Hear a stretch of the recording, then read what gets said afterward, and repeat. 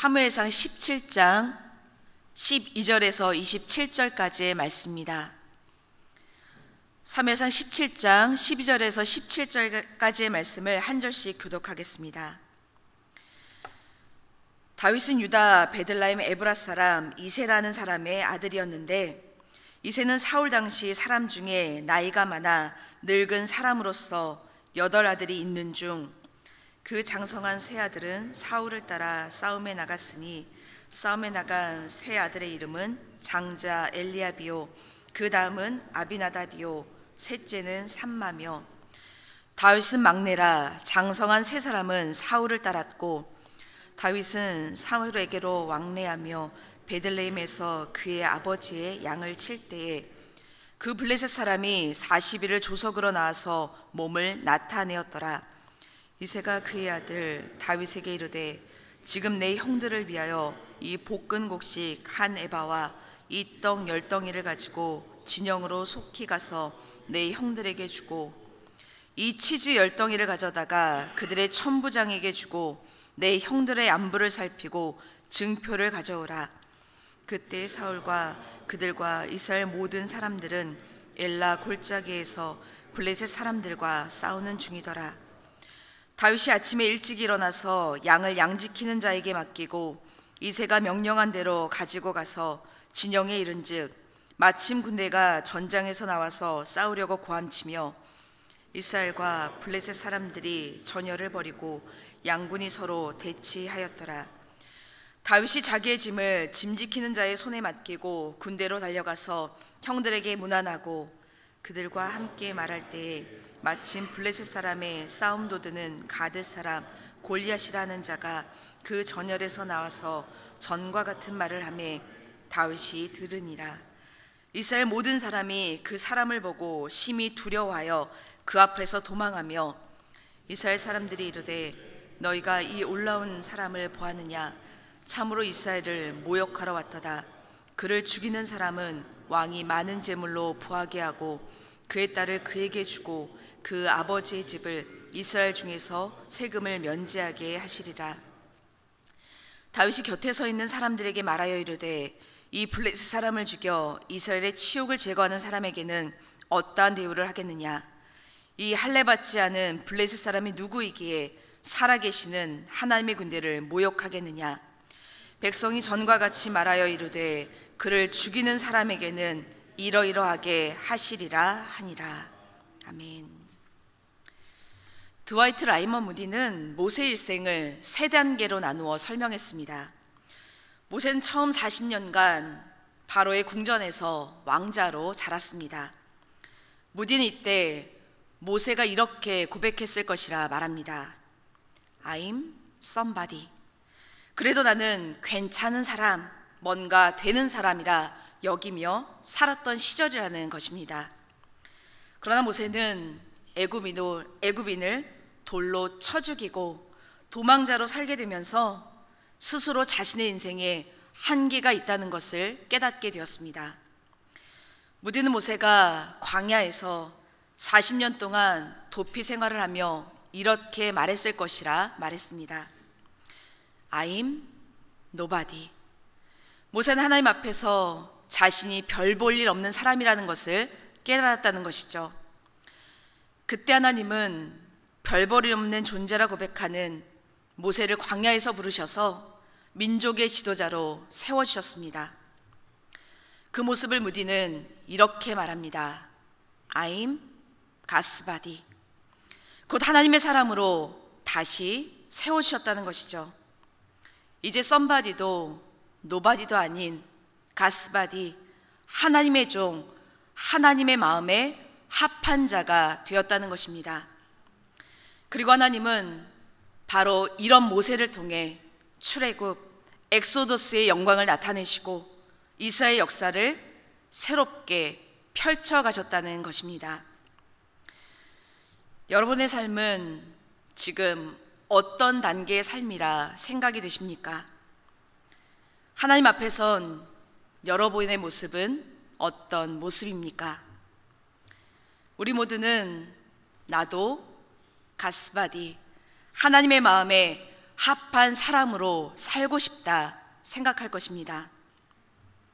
그런데 그것이 참 쉽지 않습니다.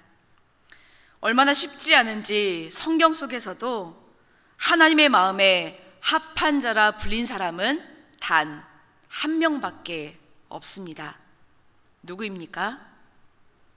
바로 다윗입니다. 사도행전 13장 22절에 보시면 하나님은 다윗에 대해 이렇게 평가하십니다. 다윗을 왕으로 세우시고 증언하여 이르시되 내가 이새의 아들 다윗을 만나니 내 마음에 맞는 사람이라 내 뜻을 다 이루리라 하시더니, 하나님은 다윗을 만나셨습니다. 이 말은 하나님이 다윗을 처음 만났다는 의미도 있지만 다윗을 만나 겪어본 다음에 다윗에 대해 평가하시는 말씀이라고도 볼 수 있습니다. 첫인상이 아니라 가까이에서 교제하면서 만남을 이어가 보니 다윗이 이런 사람이더라 라고 평가하시는 말씀이라는 것이죠. 하나님은 다윗을 어떤 사람이라 말씀하고 계십니까? 내 마음에 맞는 사람. 다윗은 하나님의 마음에 맞는, 이전 번역으로 보자면 하나님의 마음에 합한 사람, 가스바디였습니다.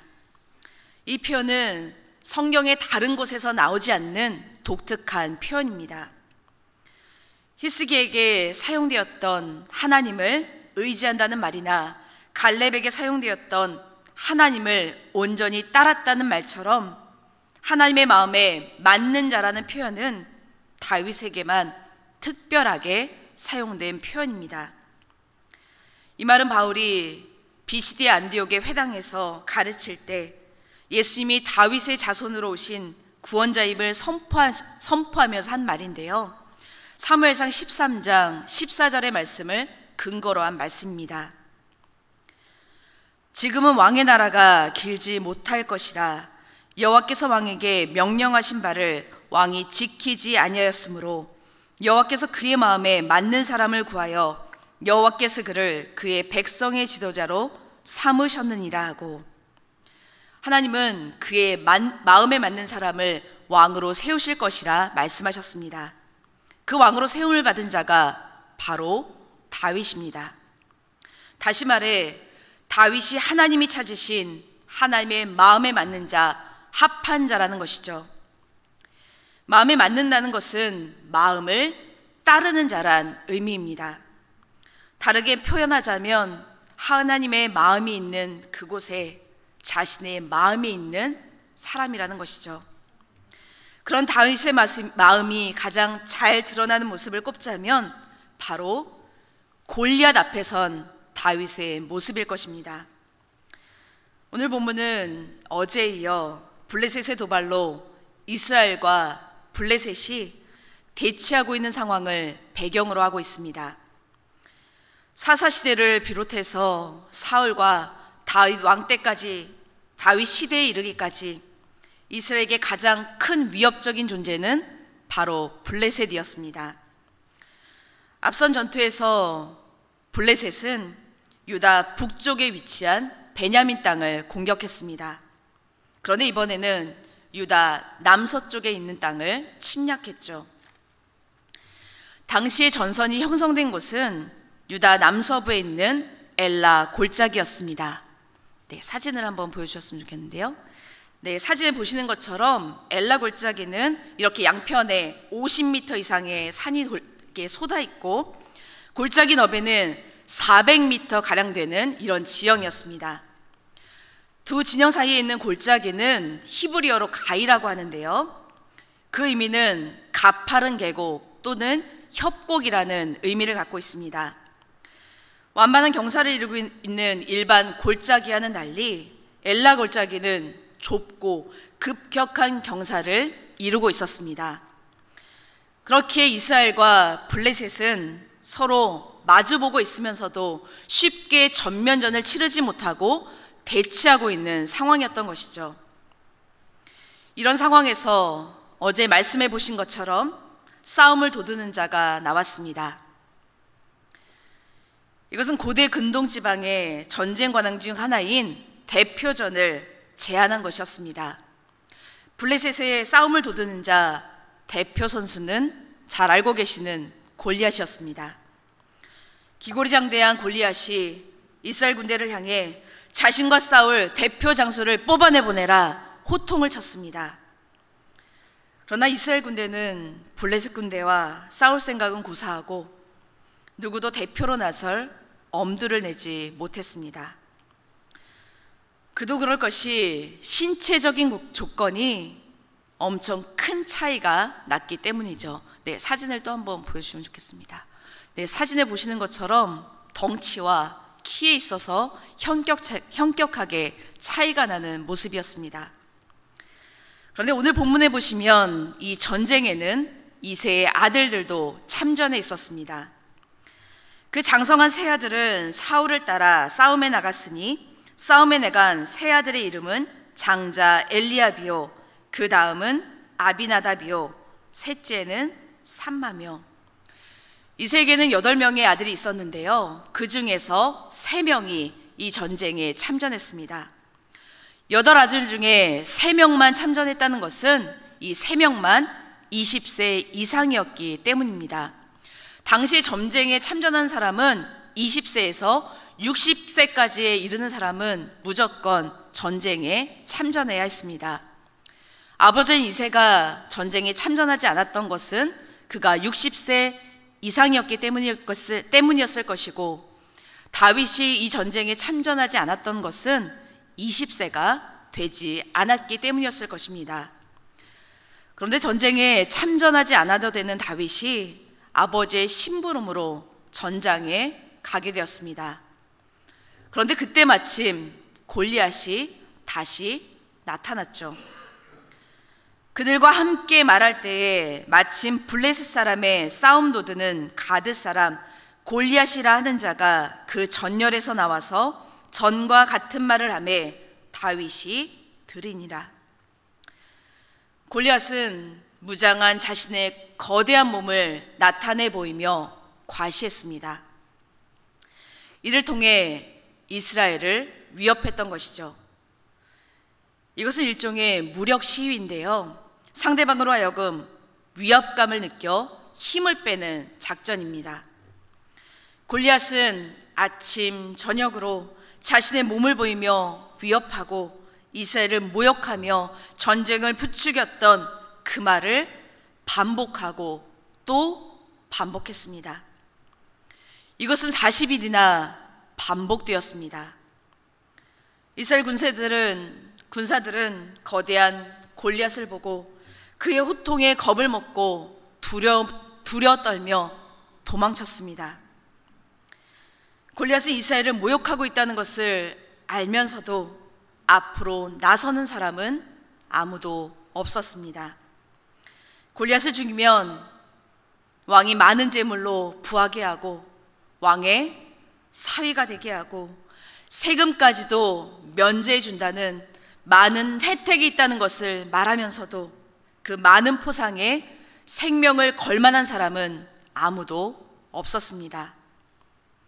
그런데 이런 골리앗의 말을 때마침 다윗도 듣게 되었습니다. 다윗은 오늘 처음 이 말을 듣게 되었습니다. 그런데 골리앗의 말을 들은 다윗이 이렇게 말합니다. 다윗이 곁에 서 있는 사람들에게 말하여 이르되 이 블레셋 사람을 죽여 이스라엘의 치욕을 제거하는 사람에게는 어떤 대우를 하겠느냐? 이 할례받지 않은 블레셋 사람이 누구이기에 살아계시는 하나님의 군대를 모욕하겠느냐? 이 말씀만 보자면 다윗이 골리앗을 죽이는 사람에게 주어지는 보상에 관심이 있는 것처럼 보여집니다. 그러나 이것은 오히려 이스라엘에게 치욕을 준 무례한 자를 죽이는데 무슨 보상이 필요하겠는가 라는 의미의 반어적 표현입니다. 그러면서 다윗은 골리앗을 할례받지 않은 블레셋 사람이라 부릅니다. 이것은 하나님께 택함 받지 못한, 하나님과의 언약 관계가 없는 이방인이라는 멸시의 표현입니다. 그런데 당시 애굽이나 암몬, 모압, 블레셋과 같은 민족도 이미 할례를 행하고 있었습니다. 그러나 하나님은 예레미야를 통해 그들이 진정한 할례를 행하지 않았다고 말씀하셨죠. 그 이유는 그들이 육신의 할례는 행했을지 모르지만 마음의 할례는 행하지 않은 사람들이었기 때문이었습니다. 그렇게 다윗의 말에는 할례라는 표식은 있을지 모르지만 마음의 할례는 받지 못한, 하나님과는 관계 없는 사람이라는 의미를 담고 있습니다. 그에 의해서 다윗은 살아계신 하나님의 군대를 모욕하겠느냐 말합니다. 이스라엘 군대의 정체성을 신앙적인 고백 차원에서 말하고 있는 것이죠. 군사의 많고 적음이나 무장 상태에 따른 군사력이 아니라 오직 하나님과의 관계성 속에서 이스라엘 군대의 정체성을 규정하고 있습니다. 여기서 하나님, 살아계시는 하나님이라는 표현은 하나님만이 유일하게 갖고 계신 신적 속성을 나타내는 표현입니다. 다시 말해 이 말 속에는 다곤과 같이 죽은 신을 섬기고 있는 블레셋 군대와는 달리 어떻게 살아계신 하나님의 군대인 이스라엘을 모욕할 수 있는가라는 신앙적인 확신이 담겨 있는 표현입니다. 사울왕을 비롯해 이스라엘 모든 군대가 눈에 보이는 것, 귀에 들리는 것에 두려워하고 있을 때 다윗은 이런 것들에 결코 눌리지 않았습니다. 왜냐하면 다윗이 그의 일상에서 경험한 하나님은 살아계시는 하나님이었기 때문입니다. 다윗의 이런 신앙적인 해석은 결국 다윗으로 하여금 골리앗과 싸우러 나가게 만든 가장 중요한 동기가 되었습니다. 18절 말씀해 보시면 아버지 이새는 다윗에게 새 아들이 잘 있는지 증거물로 증표를 가져오라 말했는데요. 다윗은 이런 신앙으로 이스라엘에게 있어 가장 큰 평화의 증표가 되는 골리앗의 머리를 들고 백성들 앞에 서게 됩니다. 이 장면은 어릴 때부터 듣고 들어도 참 통쾌한 장면입니다. 사울왕도 이스라엘 백성도 다윗의 형들도 두려워서 나서지 못할 때 어떻게 저런 담대함, 용기를 가질 수 있었을까? 전쟁에 나갈 나이도 되지 않았던 다윗, 군사 훈련이라고는 받아본 적이 없는 그런 다윗이 어떻게 이런 큰 일을 해낼 수 있었을까? 대단하다, 이런 생각이 드는 장면입니다. 그런데 아까 읽었던 사도행전 13장 22절 말씀을 다시 보시기 바랍니다. 다윗을 왕으로 세우시고 증언하여 이르시되 내가 이새의 아들 다윗을 만나니 내 마음에 맞는 사람이라 내 뜻을 다 이루리라 하시더니, 이 말씀에 보시면 내 마음에 맞는 사람이라는 것이 먼저이고 내 뜻을 이루리라는 것이 나중입니다. 그러니까 다윗이 어떠한 업적을 이루었기에 하나님의 마음에 합한 사람이었던 것이 아니라 하나님의 마음에 맞는 사람이었기에 그가 하나님의 뜻을 이룬 사람이 되었다는 것이죠. 다윗이 골리앗을 죽인 영웅이었기에 하나님의 마음에 맞는 사람이 된 것이 아니라는 것입니다. 다윗이 이스라엘의 성군이 되어 나라를 통일하는 업적을 이루었기에 하나님의 마음에 맞는 가스바디가 되었던 것이 아니라는 것이죠. 다윗이 하나님의 마음에 맞는 가스바디라 불린 것은 그의 일상이 하나님의 마음에 맞는 사람이었기 때문이라는 것입니다. 일상에서의 영성을 가진 사람이었기에 하나님으로부터 이런 평가를 듣게 되었다는 것이죠. 앞서 말씀드린 것처럼 다윗은 그의 일상 속에서 경험한 하나님을 어떤 하나님이라 고백합니까? 살아계시는 하나님. 다윗의 하나님은 살아계시는 하나님, 살아 역사하시는 하나님이었습니다. 그의 겉으로 보여지는 모습뿐만 아니라 그의 마음까지도 감찰하시는 하나님이었습니다. 그렇게 다윗은 일상 속에서의 영성을 소유한 삶을 살았습니다. 다윗이 일상에서 보여준 영성은 어떤 영성입니까? 먼저 오늘 본문에서는 다윗의 일상에서 보여준 영성에 대해 이렇게 소개합니다.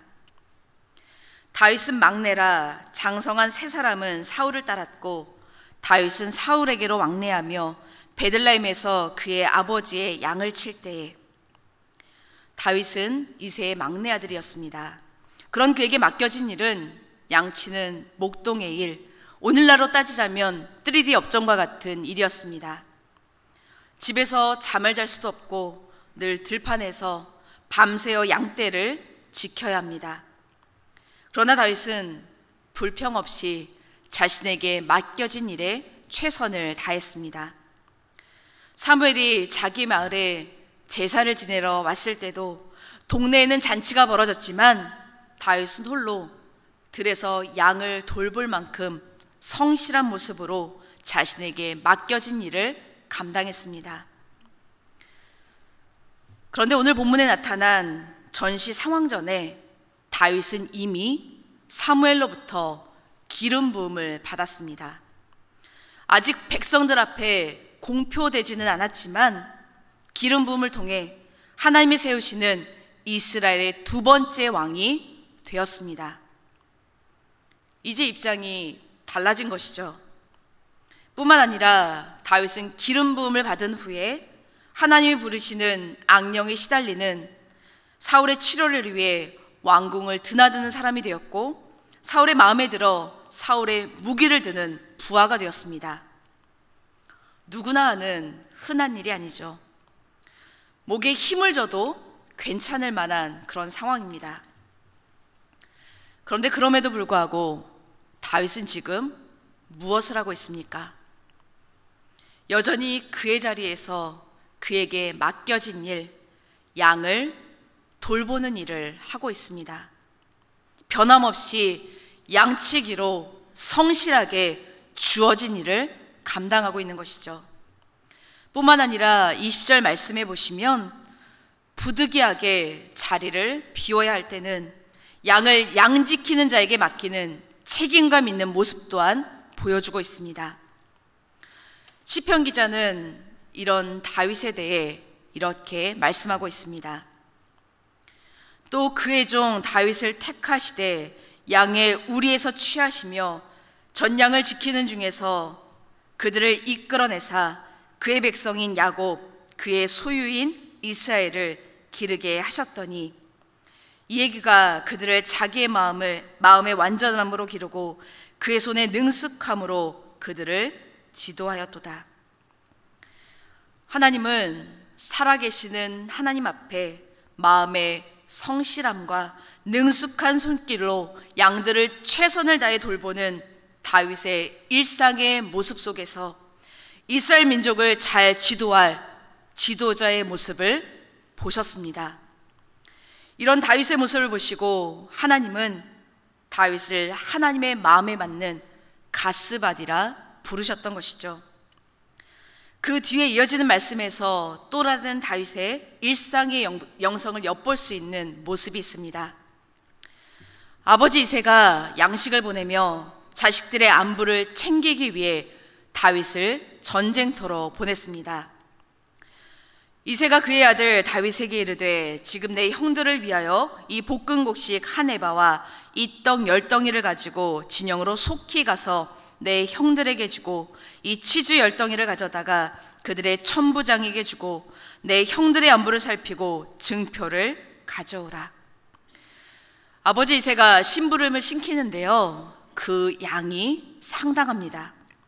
에바는 밀가루라 보리 같은 곡식에 양을 재는 단위입니다. 한 에바는 약 23리터 22kg 정도라고 합니다. 여기에 떡 10덩이도 가져갔습니다. 이것도 적은 양은 아닙니다. 떡 10덩이는 한 에바와 같은 22kg입니다.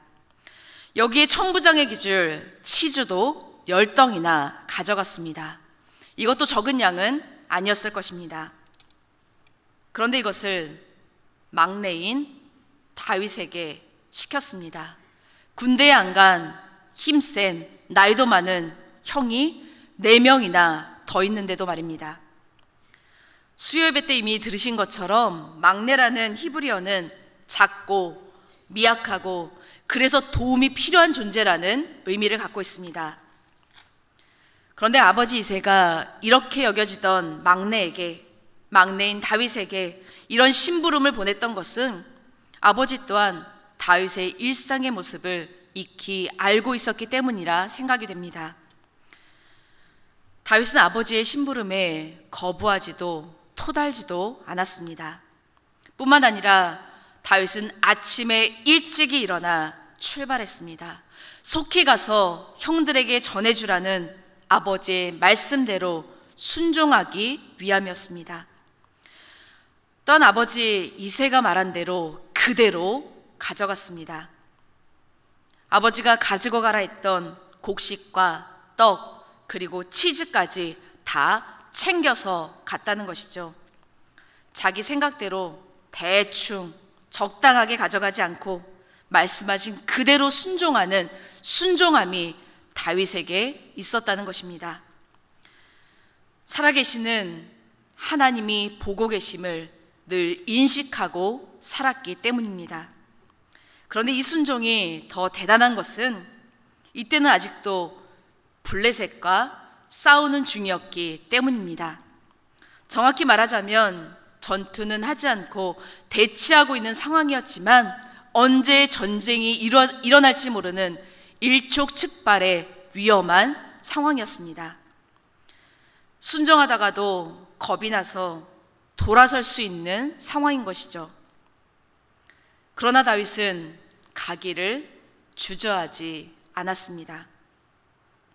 더군다나 다윗은 후방에서 형들의 안부를 물어볼 수도 있었지만 후방에 있는 짐 지키는 자에게 가져온 짐은 맡기고 형들이 잘 있는지 직접 진으로 가서 이스라엘 군사들이 있는 곳까지 달려가서 형들의 안부를 물었습니다. 다윗에게는 두려움이란 찾아볼 수 없고 오직 아버지의 명령을 성실하게 수행하는 순종의 모습만 보여집니다. 살아계신 하나님이 함께 하신다는 믿음이 있었기 때문이죠. 아버지 이새의 명령은 자식들의 안부를 궁금해하는 인간적인 마음에서 비롯된 것이었지만 이런 다윗의 믿음의 순종은 이스라엘의 고통을 끝내기 위한 하나님의 섭리의 시작이 되었습니다. 다윗에게는 일상이 바로 믿음의 훈련장이었습니다. 다윗이 골리앗 앞에 설 수 있었던 믿음은 그의 일상에서부터 비롯되었던 것이죠.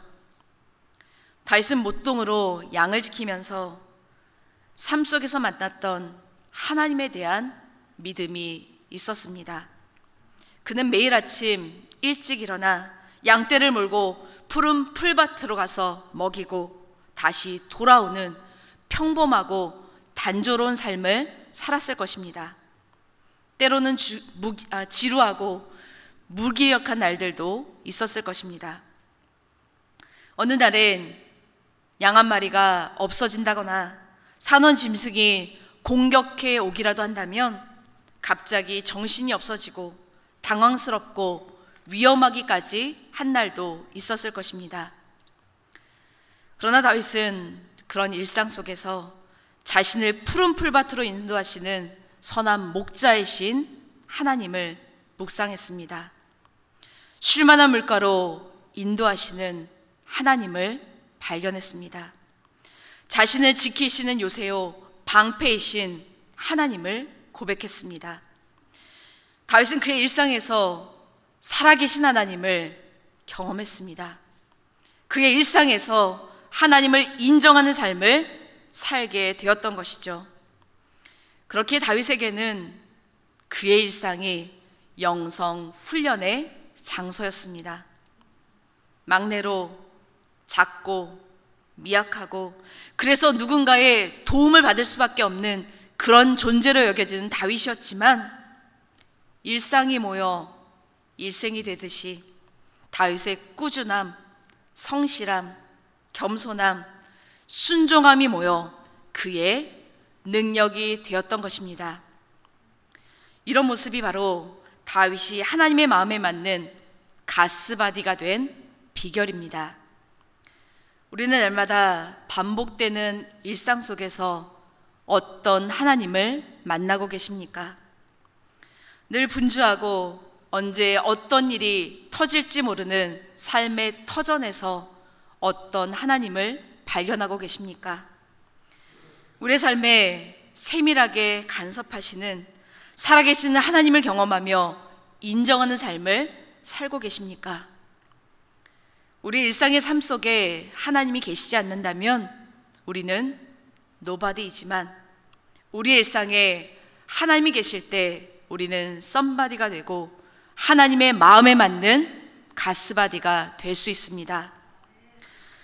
우리 일상에서의 꾸준함, 성실함, 겸손함, 순종함이 모여 우리의 능력이 되고 우리의 영성이 되어 하나님의 마음에 맞는 가스바디의 삶을 사는 우리 모두가 되기를 간절히 축원합니다.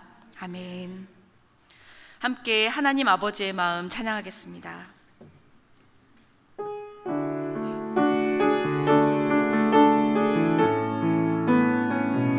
아버지 당신의 마음이 있는 곳에 나의 마음이 있기를 원해요.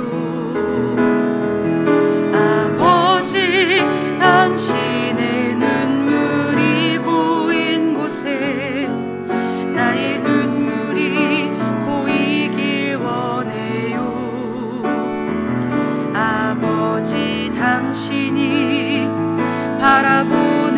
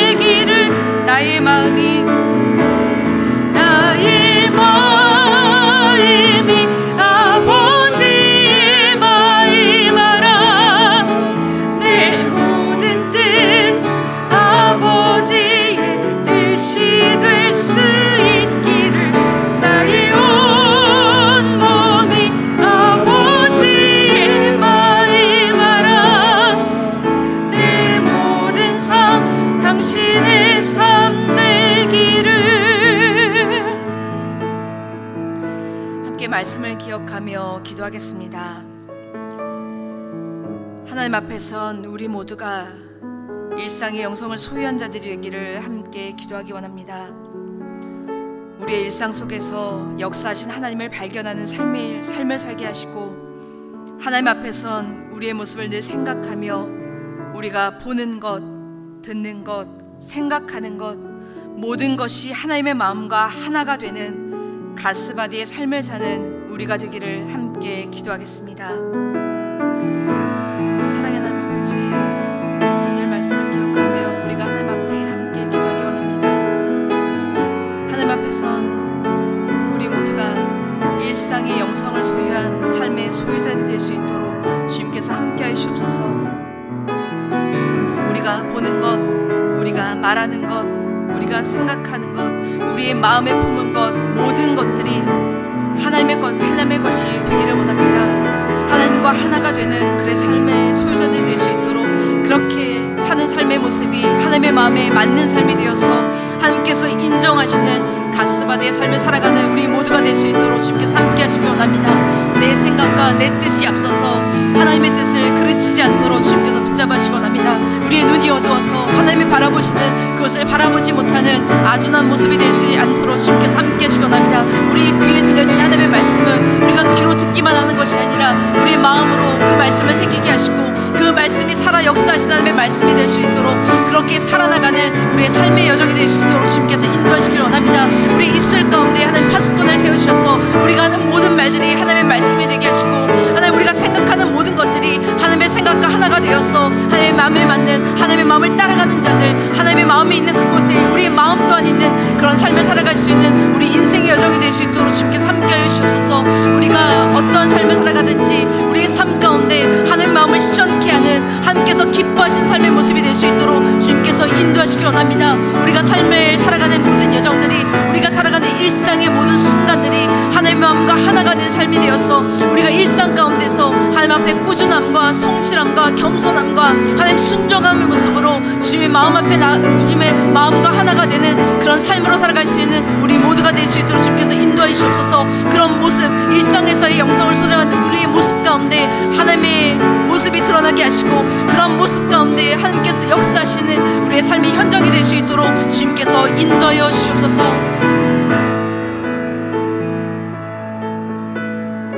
이제 우리 교회 안에 있는 모든 환우를 위해 기도하겠습니다. 치료와 회복 가운데 계신 분들에게 하나님의 치료의 손길이 함께 하셔서 완전하고 깨끗한 치료와 회복의 역사가 있기를 기도하겠습니다. 날씨가 다시 추워져서 감기로 어려움 가운데 계신 성도님들 빨리 회복되게 하시고, 모든 성도님들에게 바이러스를 이길 면역력을 주시길 기도하겠습니다. 마음의 공허함, 우울함, 고통으로 인해 어려움 가운데 계신 분들에게 세상이 줄 수 없는 하나님의 평안이 가득하기를 함께 기도하겠습니다. 우리 교회 안에 있는 모든 환우를 기억하며 함께 기도하겠습니다. 사랑하는 하나님 아버지, 우리 교회 가운데 여러 가지 어려움 가운데 계신 성도님들이 계십니다. 하나님 아버지, 한 분 한 분을 주님께서 찾아가 주시고 친히 안수하여 주셔서 하나님의 능력의 손으로 말미암아 치유의 역사가 일어날 수 있도록, 회복의 역사가 일어날 수 있도록 주님께서 함께하여 주옵소서.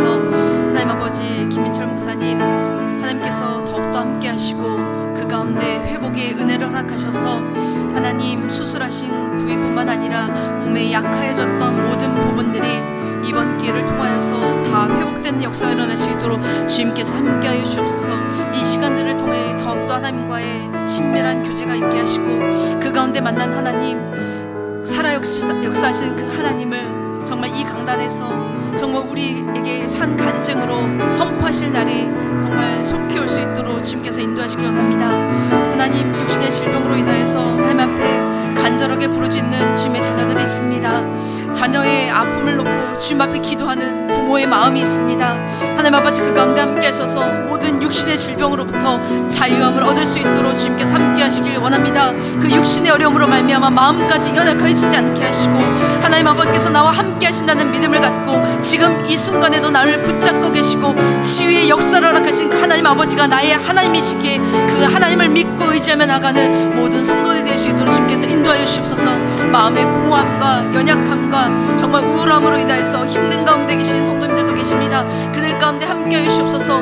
그 가운데 역사하신 하나님을 만나게 하시고 그 마음 가운데 평안을 허락하신 주님을 만나게 하셔서 주님이 주시는 세상이 알 수 없는 그 평안으로 말미암아 참 기쁨을 누리며 살아가는 모든 성도의 삶이 될 수 있도록 주님께서 붙잡아 주옵소서. 하나님, 누구에게도 말하지 못하는 고통 가운데 있는 성도들을 기억하시길 원합니다. 하나님 앞에 그 마음의 깊숙한 것까지 주님 앞에 토해내는 그 기도에 응답하셔서 하나님 그 마음 가운데 하나님이 주시는 정말 평안과 위로가 있게 하시고 하나님께서 이미 문제를 다 해결하셨다 말씀하신 그 선포를 기억하며 나아갈 수 있는 그런 믿음의 소유자들이 될 수 있도록 주님께서 인도하여 주옵소서. 어떠한 형편과 어떠한 자리 가운데 있든지 살아계신 하나님으로 말미암아 힘을 얻고 능력을 얻고 지혜를 얻고 치유함을 얻는 모든 성도들의 삶의 여정이 될 수 있도록 주님께서 인도하시길 원합니다. 튀르키예와 시리아를 위해 기도하겠습니다. 텐트를 받지 못해 마땅한 안식처가 없는 분들도 많고 전기 공급이 제대로 안 돼서 음식을 먹는 것도 어렵고 계속되는 추위로 어려움이 계속되고 있다고 합니다. 현장에 필요한 물품과 지원이 계속 이어지기를 기도해 주시기 바랍니다. 하나님의 사랑과 위로가 간절히 필요한 땅이기에 하나님께서 그 땅을 어루만져 주시길 기도하겠습니다. 현장에서 섬기는 스태프들의 건강과 안전을 위해 기도해 주시고 이스탄불에도 지진 가능성이 예측되고 있다고 하는데요, 더 큰 어려움 없이 잘 지나갈 수 있기를 함께 기도하겠습니다. 사랑하는 하나님 아버지, 이 시간에 튀르키예와 시리아를 주님 앞에 올려드리며 함께 기도합니다. 텐트를 받지 못해 마땅한 안식처가 마련되지 않고 전기 공급이 되지 않아서 음식을 제대로 공급받지도 못하고 하나님 추위로 인해 계속 어려움 가운데 있다고 합니다.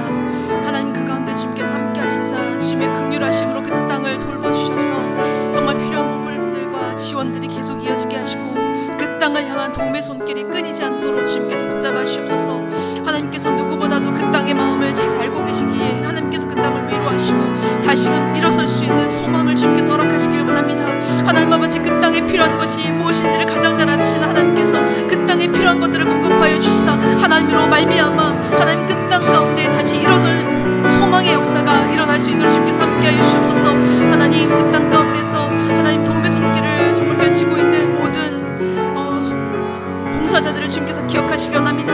그들의 안전과 그들을 하나님께서 보호하여 주셔서 정말 그들이 섬기는 손길들마다 하나님의 능력이 나타나게 하시고 그들이 끝까지 그 땅을 기억하며 기도하며 정말 그 땅을 돕고 있는 그 손길 가운데 주님께서 함께 하셔서 어떠한 어려움도 겪지 않도록 주님께서 인도하시길 원합니다.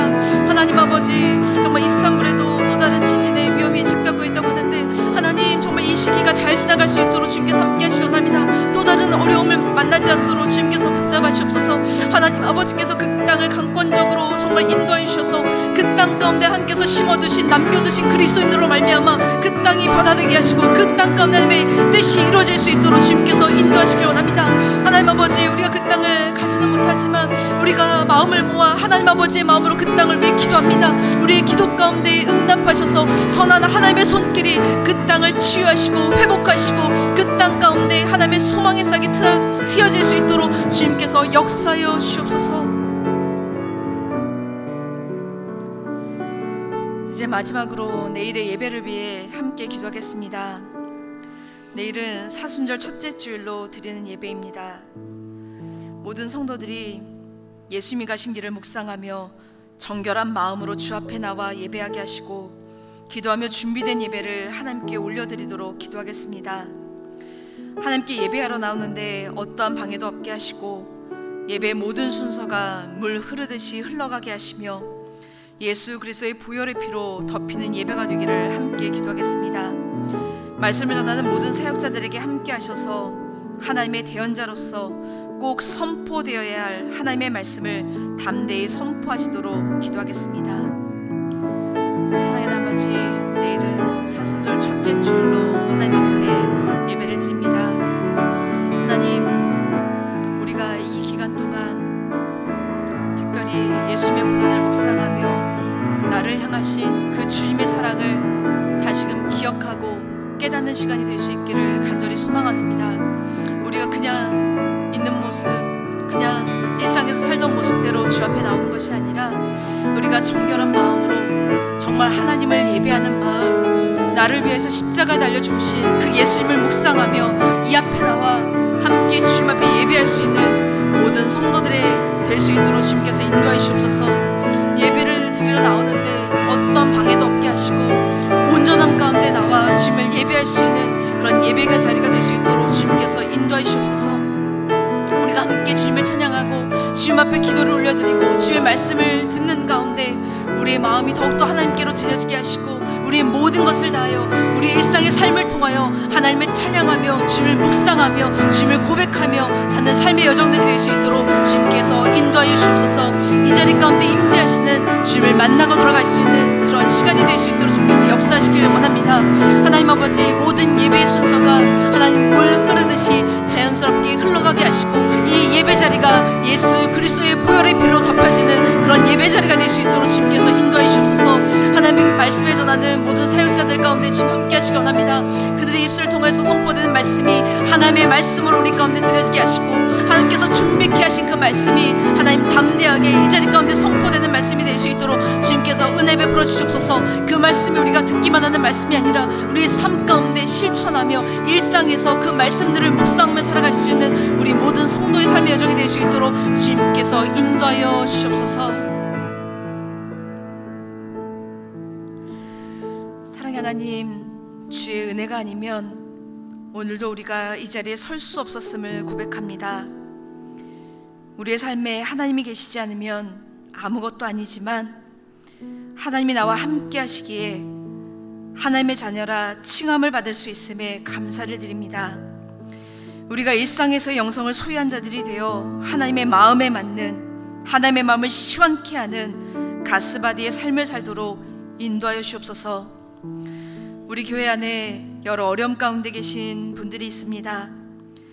마음의 고통 가운데 계신 분들에게 하나님의 평안이 임하게 하시고 치료와 회복 가운데 계신 성도님들을 하나님이 붙잡아 주시고 친히 안수하셔서 모든 질병으로부터 자유함을 얻게 인도해 주옵소서.